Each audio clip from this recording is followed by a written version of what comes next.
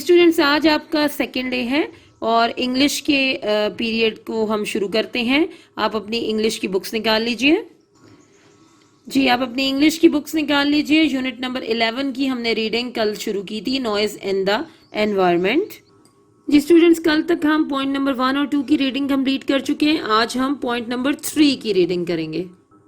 The major causes of noise pollution in Pakistan are traffic on roads, construction sites, careless use of electronic appliances and loud speech patterns. Noise coming from different modes of transport, that is ये I dot E dot comma इसको that is बोलते हैं, that is vehicles, airplanes, trains, ships, proves to be highly stressful for human communities. With the population growth and development in urban areas, the vehicular traffic has also multiplied. This has given rise to noise pollution, largely in the form of unwarranted honking by drivers. Also, the mushroom growth of residential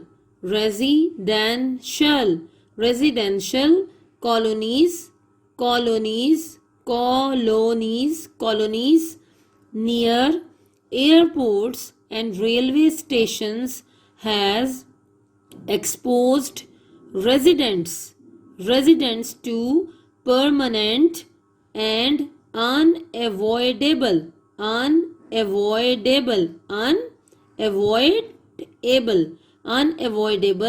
source of noise pollution.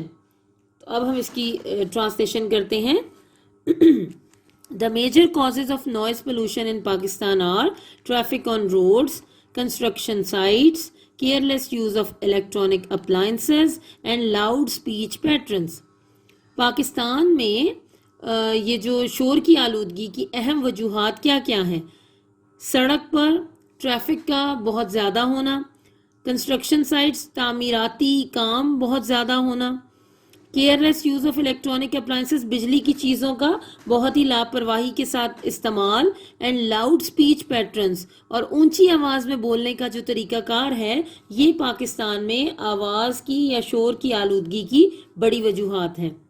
Noise coming from different modes of transport, आवाज़ जो आती है या शोर आता है ज़राए आमदोरफ्त के, ट्रांसपोर्ट कहेंगे ज़राए आमदोरफ्त, ये जो हम गाड़ियाँ, बसें, वैन्स यूज़ करते हैं, ये जो ज़राए आमदोरफ्त हैं मुख्तलिफ़ किस्म के, दैट इज़ मिसाल के तौर पर, दैट इज़ का मतलब मिसाल के तौर पर व्हीकल्स, मुख्तलिफ़ किस्म की गाड़ियाँ, एयरप्लेन्स हवाई जहाज़, ट्रेनें, शिप्स, आपको पता है कि पानी के जो जहाज़ होते हैं उन्हें कहते हैं, proves to be highly stressful for human communities.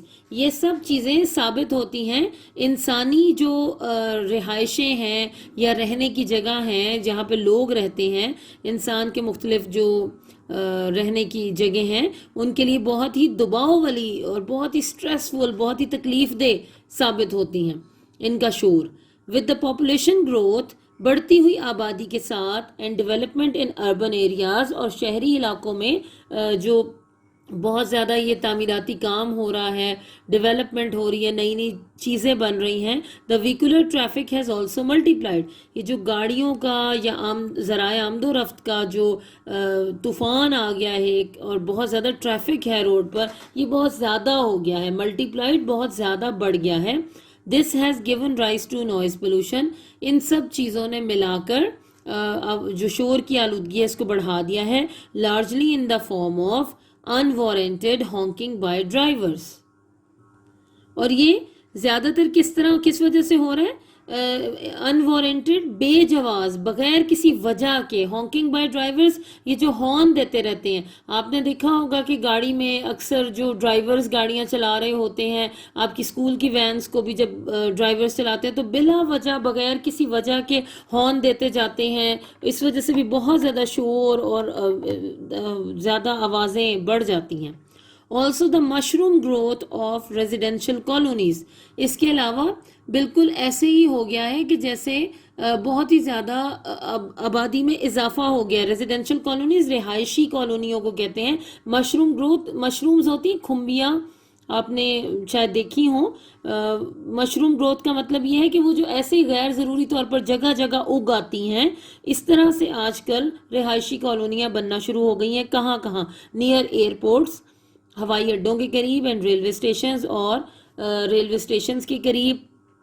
Has exposed residents to permanent and unavoidable source of noise pollution, और इन आबादियों की वजह से क्या होना शुरू हो गया है कि रिहायशी रेजिडेंट्स किसे कहते हैं? रिहायशी जो रहते हैं उन कॉलोनीज़ में, वो बहुत ही ज़्यादा परमानेंट, मुस्तकिल तौर पर और अनअवॉइडेबल, जिससे बचा नहीं जा सकता, ये सब जो शोर हैं, ये इर्द गिर्द उनके नॉइस पोल्यूशन, ये उनको बहुत ज़्यादा तकलीफ देना शुरू कर दिया है। इन सब चीज़ों ने, रिहायशी कॉलोनियों की तेज़ रफ्तार तरक्की ने रिहायशियों के मुस्तकिल और नागुज़ीर का मतलब आप यही कह सकते हैं कि अनअवॉइडेबल, जिससे आप बच नहीं सकते, इन सब चीज़ों ने शोर की आलूदगी के मुस्तकिल ज़राए को बेनकाब कर दिया है, एक्सपोज कर दिया है, बेनकाब कर दिया है। तो इतना ज़्यादा आबादी का जो बढ़ जाना है, उसकी वजह से भी ये शोर की आलूदगी बहुत ज़्यादा बढ़ गई है। तो स्टूडेंट्स, इस पॉइंट नंबर 3 को आज आपने डे 2 पर रीड करना है। अब हम क्वेश्चन आंसर्स की तरफ चलते हैं। जी, आप अपने ये नोट्स निकाल लीजिए, इसमें नॉइज इन द एनवायरनमेंट के क्वेश्चन आंसर्स। स्टूडेंट्स, कल डे 1 पर आपने पहला क्वेश्चन किया था, आज हम क्वेश्चन नंबर 2 आपको पढ़ाएंगे, और आप अपनी इंग्लिश की नोटबुक्स पर इस क्वेश्चन को सिर्फ आज नोट कीजिएगा और इसी को याद कीजिए। How is transport a source of noise pollution? Noise coming from vehicular traffic has given rise to immense noise pollution largely in the form of unwarranted honking by drivers। तो ये छोटा सा इसका आंसर है। आपने आज यही रीडिंग भी की है इसी पैसेज की, और उसी के मुतालिक ये क्वेश्चन भी है। आप इसके आंसर को अपनी इंग्लिश की नोटबुक्स पर नोट करें और बहुत अच्छी तरह ज़ुबानी याद भी कीजिए। स्टूडेंट्स, कल आपको ये पैराग्राफ पढ़ाया गया था फैशंस, और आपको ये बता दिया गया था कि आप डे 1 पर ही इसको अपनी इंग्लिश की नोटबुक्स पर नोट कर लीजिए। आपने यकीनन इसको नोट कर लिया होगा और इसको कुछ याद भी किया होगा। आज डे 2 पर भी आप इसी अपने पैराग्राफ को ज़ुबानी याद कीजिए। स्टूडेंट्स, आप सबके पास ये इंग्लिश ग्रामर एंड कंपोजिशन की किताब होगी। इसमें हम आज आपको ट्रांसलेशन एक्सरसाइज करवाएंगे, और वो होगी कंटिन्यूअस टेंस की, प्रेजेंट कंटिन्यूअस टेंस, और ये है पेज नंबर 77 पर। आप निकाल लीजिए। जी स्टूडेंट्स, आप देख रहे हैं ये है प्रेजेंट कंटिन्यूअस टेंस की ट्रांसलेशन एक्सरसाइज, और इसकी सॉल्व हुई हुई एक्सरसाइज ही आपको आज मैं करवाऊंगी। आप यहाँ से देखिए और साथ साथ इसकी रीड कीजिए। आपने प्री 9th में टेंसेस के सारे रूल्स सब कुछ पढ़ लिया है। अब हम आगे चलते हैं और इस प्रेजेंट कंटिन्यूअस टेंस की एक्सरसाइज को, ट्रांसलेशन एक्सरसाइज को करते हैं। एक तरफ उर्दू है, दूसरी तरफ उसकी इंग्लिश मौजूद है। आपने यहाँ से देखकर इसको बहुत अच्छी तरह से तैयार कर लेना है। लोग तफरी के लिए छांगा मांगा जा रहे हैं। अगर आपको रूल्स याद हैं तो इसमें जो प्रेजेंट कंटिन्यूअस टेंस होता है, इसकी डेफिनेशन यही होती है, action going on in present, past and future. और उर्दू रिकग्निशन क्या होती है? रहा है, रही है, रहे हैं। प्रेजेंट में, पास्ट में रहा था, रही थी, रहे थे। फ्यूचर में रहा होगा, रही होगी, रहे होंगे। और फॉर्म्स ऑफ वर्ब, इसमें एक फॉर्म ऑफ वर्ब यूज होती है इसमें, फर्स्ट फॉर्म प्लस आईएनजी। जैसे गो है, इसके साथ आईएनजी ऐड करें तो गोइंग बन गया। इसको present participle form of verb भी कहते हैं। और हेल्पिंग वर्ब्स प्रेजेंट कंटिन्यूअस में is am are, past continuous में वॉज वर, और फ्यूचर कंटिन्यूअस में विल बी, शैल बी इस्तेमाल होते हैं। और नेगेटिव और इंटरोगेटिव बनाने का तरीका भी आपको पता है कि just after the helping verbs अगर आप नॉट लगा दें तो नेगेटिव बन जाता है जुमला, और अगर सवाल या इंटरोगेटिव बनाना हो तो हेल्पिंग वर्ब को जुमले के शुरू में ले जाते हैं। तो ये एक छोटी सी रिवीजन हो गई। आप चाहें तो अपने नोट्स में से निकाल कर आपकी जो an easy approach to grammar है उसमें से अपने कंटिन्यूअस टेंस को एक बार रिवाइज कर लीजिए। लोग तफरी के लिए छांगा मांगा जा रहे हैं। People are going to Changa Manga for picnic. लड़का इम्तिहान की तैयारी अच्छी तरह कर रहा है। The boy is preparing well for the examination. मुर्गी अंडे दे रही है। The hen is laying eggs.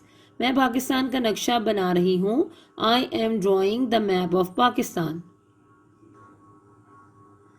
I am drawing the map of Pakistan. कुछ बुक्स पे कुछ और तरह लिखा होगा, लेकिन आप इसको ड्रॉइंग ही लिखिएगा। गवाला गाय का दूध हो रहा है। The milkman is milking the cow. बच्चे मेंढकों पर पत्थर फेंक रहे हैं। दरअसल होना ये चाहिए था पत्थर मार रहे हैं। The boys are throwing stones at the frogs. मेरे साथी मेरी हिम्मत बंधा रहे हैं। My friends are encouraging me. माहीगीर मछलियां पकड़ रहे हैं। The fisherman are catching fish. Amjad घड़ी को चाबी दे रहा है। Amjad is winding the watch.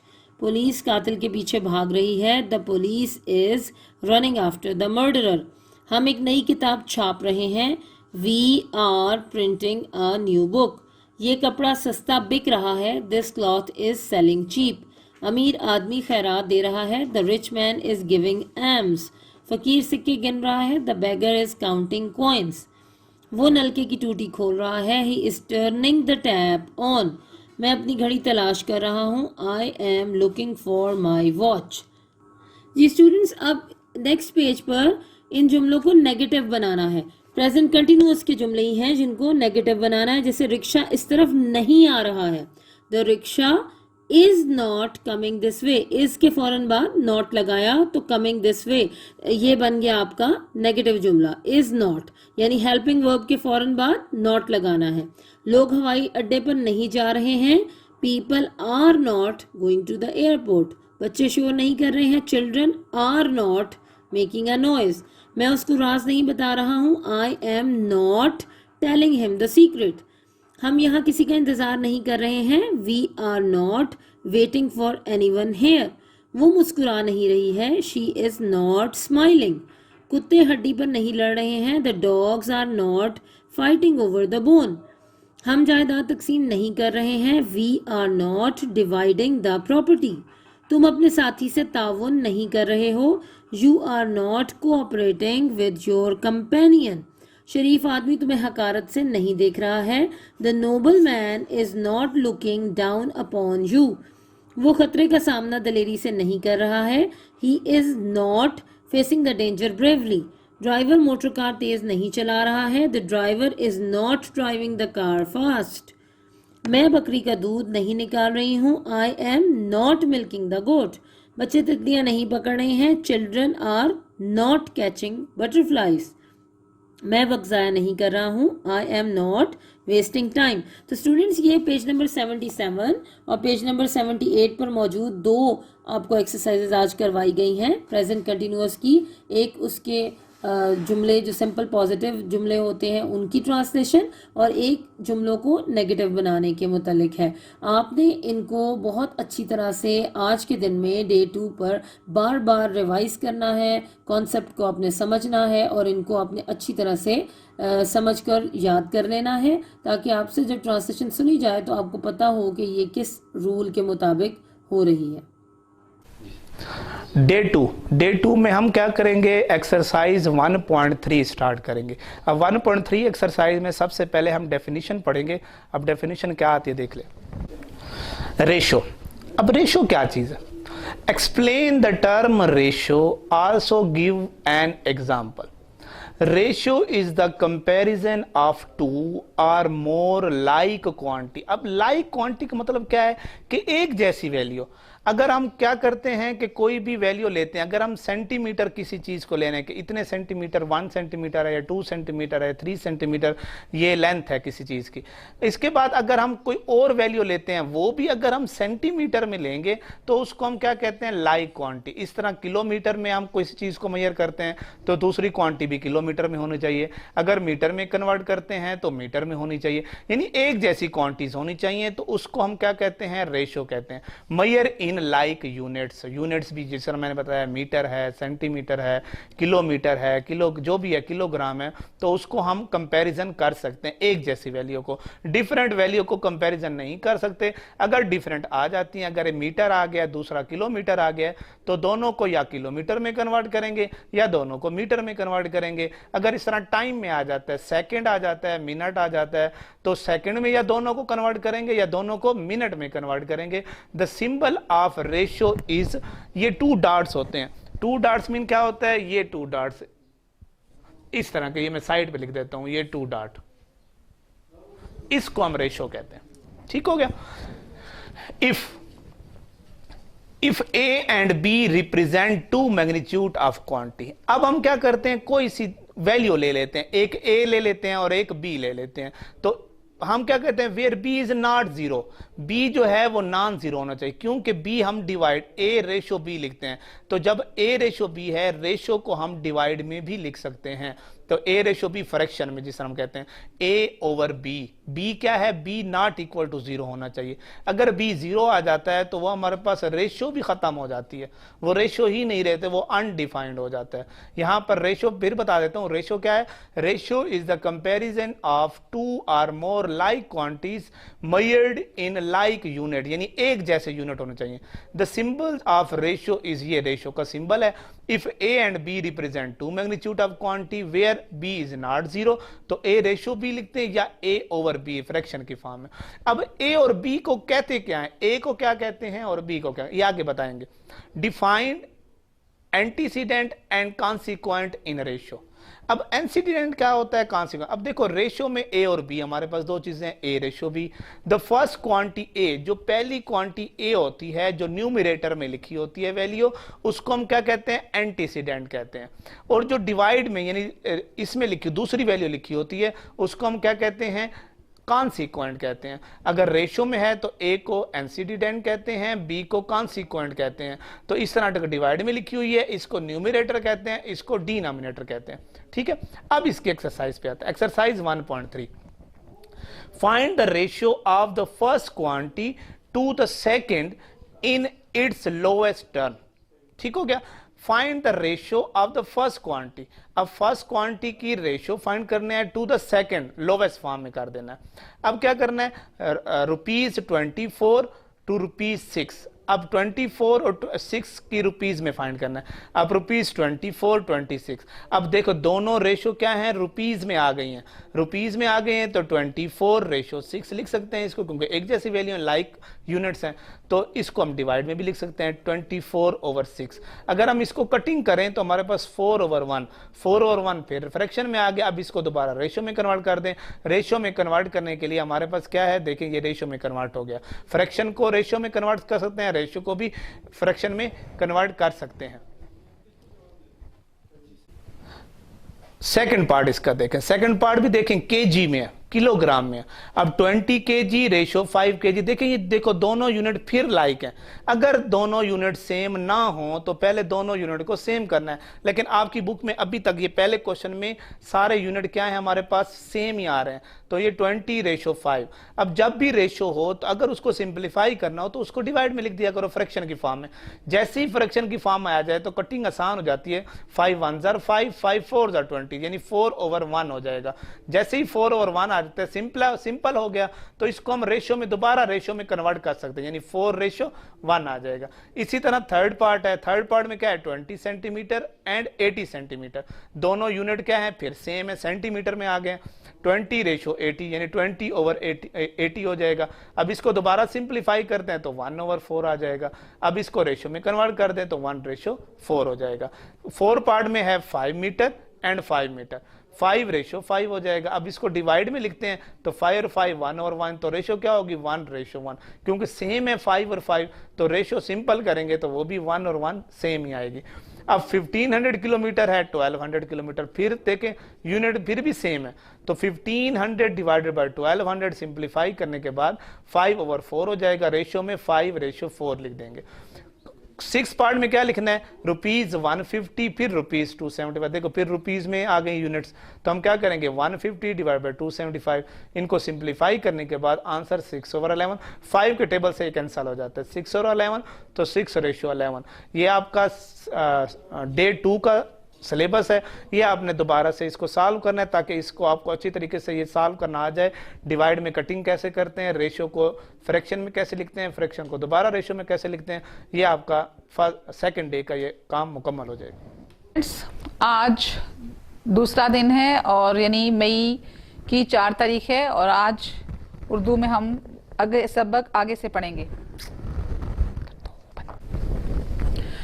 जी स्टूडेंट्स, आगे से शुरू करते हैं। बूढ़ी खाला ने अपनी दानिस्त में तो गिरिया औजारी में कोई कसर ना उठा रखी, यानी अपनी दानिस्त में यानी अपनी तरफ से हर किसी के सामने जाके रोई। इस जुमले का ये मतलब है खूबिये तकदीर के कोई इसकी तरफ मायल ना हुआ।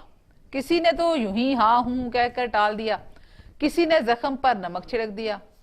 चारों तरफ से घूम घाम कर बुढ़िया अलगू चौधरी के पास आई, लाठी पटक दी और दम लेकर कहा, बेटा तुम भी घड़ी भर को मेरी पंचायत में चले आना। अलगू बेरुखी से बोले, मुझे बुलाकर क्या करोगी, कई गांव के आदमी तो आएंगे ही। खाला ने हाँप कर कहा, फिर अपनी फरियाद तो सबके कान में डाल आई हूँ। फरियाद का मतलब यहाँ पे फरियाद है, ये उर्दू ऐसे ही वहाँ उस टाइम बोलते भी थे, लिखते भी थे बाज़ औक़ात वो जो गांव के लोग होते थे, फरियाद यानी फरियाद, फेरे फर। आने ना आने का हाल अल्लाह जाने। अलगू ने जवाब दिया, यूं आने को तो मैं भी आ जाऊंगा मगर पंचायत में मुंह ना खोलूंगा। खाला ने हैरत से पूछा, क्यों बेटा? अलगू ने पीछा छुड़ाने के लिए कहा, अब इसका क्या जवाब, अपनी अपनी तबीयत, जुम्मन मेरे पुराने दोस्त हैं, इससे बिगाड़ नहीं सकता। खाला ने ताक कर निशाना मारा, बेटा क्या बिगाड़ के डर से ईमान की बात ना कहोगे? शाम को एक पेड़ के नीचे पंचायत बैठी, टाट बिछा हुआ था, हुक्का पानी का भी इंतजाम था। ये सब शेख जुम्मन की मेहमान नवाजी थी। वो खुद अलगू चौधरी के साथ दूर बैठे हुक्का पी रहे थे। जब पूरी पंचायत बैठ गई तो बूढ़ी बी ने हाजिरीन को मुखातिब करके कहा, पंचो आज 3 साल हुए मैं अपनी सब जायदाद अपने भांजे जुम्मन के नाम लिख दी थी। इसे आप लोग जानते होंगे। जुम्मन ने मुझे ताहीने हयात रोटी कपड़ा देने का वादा किया था, यानी ताहयात जब तक वो जिंदा थी। साल 6 महीने तो मैंने इनके साथ किसी तरह रो धोकर काटे, मगर अब मुझसे रात दिन का रोना नहीं सहा जाता। मुझे पेट की रोटियां तक नहीं मिलती। बेकस बेवा हूं, थाना कचहरी कर नहीं सकती, सिवाय तुम लोगों के और किससे अपना दुख दर्द रोऊं। तुम लोग जो राह निकाल दो इस पर चलूं। अगर मेरी बुराई देखो मेरे मुंह पर थप्पड़ मारो, जुम्मन की बुराई देखो तो इसे समझाओ, क्यों एक बेकस की आ लेता है। रामधन मसर बोले, जुम्मन मियाँ किसे बिदते हो, अभी से तय कर लो। यानी उनसे कहा जाता था दोनों को, किस पंच का यहाँ मतलब जो है कि अपना किसका फैसला तुम लोग कबूल करोगे। वहां सारे लोग बैठे थे तो पंच बिदना कहते हैं कि ऐसा आदमी मुकर्रर कर लो जिसका फैसला दोनों मान लो। जुम्मन ने हाजरीन पर एक उड़ती हुई निगाह डाली, दिलेराना अंदाज से कहा, खाला जान जिसे चाहे पंच बनाए, मुझे उज़र नहीं, यानी मुझे कोई एतराज नहीं। खाला ने चिल्लाकर कहा, अरे अल्लाह के बंदे, तू पंचों के नाम क्यों नहीं बता देता? जुम्मन ने बुढ़िया को गजबनाक निगाहों से देखकर कहा, अब इस वक्त मेरी जुबान ना खुलवाओ, जिसे चाहो पंच बना दो। खाला ने जुम्मन के एतराज को ताड़ लिया, बोली, बेटा खुदा से डर, मेरे लिए कोई अपना ईमान ना बेचेगा। इतने भले आदमियों में क्या सब तेरे दुश्मन हैं? और सबको जाने दो, अलगू चौधरी की तो मानेगा। यानी जुम्मन ने एतराज किया था, वो उसको पता था कि मेरे डर से कोई भी नहीं बोलेगा। तो खाला भी इस बात को ताड़ गई। उन्होंने कहा कि सब कोई तेरा दुश्मन नहीं है तो अलगू चौधरी की बात तो मानेगा ना। जुम्मन फरते मसरत से बाग हो गए, यानी वो बहुत खुश हुए कि अब अलगू चौधरी मेरे ही हक में फैसला करेगा। मगर जब्त करके बोले, अलगू चौधरी ही सही, मेरे लिए जैसे रामधन मिस्र वैसे अलगू, मेरा कोई दुश्मन नहीं। अलगू बगलें झांकने लगे, इस झमेले में नहीं फंसना चाहते थे। मोतरजाना अंदाज से कहा, बूढ़ी माँ तुम जानती हो कि मेरी और जुम्मन की गाढ़ी दोस्ती है। खाला ने जवाब दिया, बेटा दोस्ती के लिए कोई अपना ईमान नहीं बेचता। पंच का हुक्म अल्लाह का हुक्म है, पंच के मुंह से जो बात निकलती है वो अल्लाह की तरफ से निकलती है। अलगू चौधरी ने कहा, शेख जुम्मन हम और तुम पुराने दोस्त हैं, जब जरूरत पड़ी तुमने मेरी मदद की और हमसे जो भी बन पड़ा है तुम्हारी खिदमत करते आए हैं, मगर इस वक्त ना तुम हमारे दोस्त हो और ना हम तुम्हारे दोस्त। ये इंसाफ और ईमान का मामला है। खाला जान ने पंचों से अपना हाल कह सुनाया, तुमको भी जो कहना है कहो। जुम्मन एक शान फजीलत से उठ खड़े हुए और बोले, पंचों में खाला जान को अपनी माँ की बजाय समझता हूँ और उनकी खिदमत में कोई कसर नहीं रखता। हाँ, औरतों में जरा अनपन रहती है, इसमें मैं मजबूर हूँ। औरतों की तो आदत ही है, मगर माहवार रुपया देना मेरे काबू से बाहर है। खेतों की जो हालत है वो किसी से छुपी नहीं। आगे पंचों का हुक्म सर और माथे पर है। यानी ये मुहावरा है जो उस वक्त सर आंखों पर होता है ना, तो वो उन्होंने कहा कि सर और माथे पर है। जी स्टूडेंट, अभी आपने रीडिंग की, जहां तक मैंने की वहीं तक करनी है। और अब ये सवाल नंबर 4 और 5 है जो आज की तारीख में आपने अपनी नोटबुक पे लिखना और उसे याद करना है। सवाल नंबर 4 है, अलगू चौधरी का फैसला सुनकर शेख जुम्मन का रद्द अमल क्या था? जवाब, जुम्मन का फैसला सुनकर, जुम्मन फैसले का सुनकर सन्नाटे में आ गया। अहबाब से कहने लगा, भाई इस जमाने में यही दोस्ती है कि जिस पर भरोसा करे वही गर्दन पर छुरी फेर देता है। अलगू चौधरी के इस फैसले ने अलगू और जुम्मन की दोस्ती की जड़ें हिला दी। जुम्मन शेख हर वक्त अलगू चौधरी से इंतकाम लेने की सोचने लगा। और सवाल नंबर 5 है, अलगू चौधरी ने क्या फैसला सुनाया? अलगू चौधरी ने निहायत संगीन और तहकमाना लहजे में जुम्मन को मुखातिब करके ये फैसला सुनाया कि ज्यादती सरासर तुम्हारी है, खेतों से माकूल नफा होता है, तुम्हें चाहिए कि खाला जान के माहवार गुजारे का बंदोबस्त कर दो, इसके सिवा और कोई सूरत नहीं। अगर तुम्हें ये मंजूर नहीं तो हिब्बा नामा मनसूख हो जाएगा। ये सवाल नंबर 3 भी देख लें। सवाल नंबर 6, सॉरी, ये 3 सवाल करें। अलगू चौधरी ने समझू सेठ को बैल क्यों फरोख्त किया? चूंकि अलगू चौधरी का एक बैल मर गया था, दूसरे बैल से अकेला काम नहीं लिया जा सकता था, तो इसलिए चौधरी ने बैल समझू सेठ को बेच दिया। ये सवाल नंबर 4, 5 और 6 आज की तारीख में आपने अपनी नोटबुक पे लिखने और उसको याद करना है। स्टूडेंट्स, आइए हम डे 2 का काम शुरू करते हैं। डे 2 में हमारे पास सवाल नंबर 2 होगा। स्टूडेंट्स, सवाल नंबर 2 है हमारे पास तफसीली सवालात में, वो है तवानाई हासिल करने के लिए कौन से अहम ज़राए हैं? तो इसके जवाब में लिखा हुआ है कि तवानाई हासिल करने के लिए जो है वो 3 अहम ज़राए इस्तेमाल होते हैं। एक है नाकाबिल तजदीद ज़राए, एक है काबिल तजदीद मसाइल या वसाइल, और आगे है जोरी ईंधन। यानी कि 3 जो है वो ज़राए हैं तवानाई हासिल करने के। एक को हम कहते हैं ये नाकाबिल तजदीद है, एक को हम कहते हैं ये काबिल तजदीद है, और तीसरे को हम कहते हैं जोरी ईंधन। तो इसमें लिखा हुआ है नाकाबिल तजदीद वसाइल क्या होते हैं। तो नाकाबिल तजदीद वसाइल आपको बता रहा है कि वो वसाइल होते हैं जिन्हें एक बार इस्तेमाल करने के बाद दोबारा इस्तेमाल में नहीं लाया जा सकता। इनमें फॉसिल फ्यूल्स शामिल हैं। यानी कि आपको बता रहा है कि नाकाबिल तजदीद वसाइल वो वसाइल होते हैं कि जो ख़त्म होने वाले हैं, यानी कि इनको हम दोबारा इस्तेमाल नहीं कर सकते। अगर ये हम इस्तेमाल करते गए और फिर ये जब ख़त्म हो जाते हैं तो इनको हम दोबारा इस्तेमाल में लेकर नहीं आ सकते। जैसे उसने आपको एग्जांपल दी है फॉसिल फ्यूल्स। फॉसिल फ्यूल्स में आपके पास आपका पेट्रोल, गैस, इस तरह की चीज़ें आती हैं, और ये जब ख़त्म हो जाएंगी तो इनके मुतबादल हमारे पास जो चीज़ होगी, अगर वो नहीं होगी तो हमारे लिए काफ़ी मुश्किल होगा मुस्तकबिल में। आगे है काबिल तजदीद वसाइल। काबिल तजदीद वसाइल से मुराद वो आपको बता रहा है कि वो वसाइल होते हैं जिन्हें एक बार इस्तेमाल करने के बाद दोबारा इस्तेमाल किया जा सकता है, यानी कि ये ख़त्म ना होने वाले हैं। और इसकी एग्जांपल आगे आपको देगा। वो आपको बता रहा है कि इनमें दरअज़ैल जो है वो इसमें दरअज़ैल ज़राए शामिल हैं। पानी, शमसी तवानाई। अब सूरज जब तक चमकता रहेगा आप तब तक सूरज से जो शमसी तवानाई है वो हासिल करते रहेंगे, ये काबिल तजदीद ज़रिया है। हवा की तवानाई, अब जब तक हवा है तब तक आप हवा से जो उसकी एनर्जी है वो आप इस्तेमाल करते रहेंगे। और आगे है पानी की लहरों की तवानाई। तो पानी की लहरें जो हैं वो जब तक पानी इस कायनात पर मौजूद है आप उसके लहरों से जो तवानाई है, एनर्जी है, वो आप हासिल करते रहेंगे। तो इस तरह स्टूडेंट सवाल नंबर जो 2 है हमारा वो भी मुकम्मल हुआ और डे 2 का काम हमारा यही है। अब आपने ये याद भी करना है और अपनी नोटबुक के ऊपर अच्छे तरीके से लिखना भी है।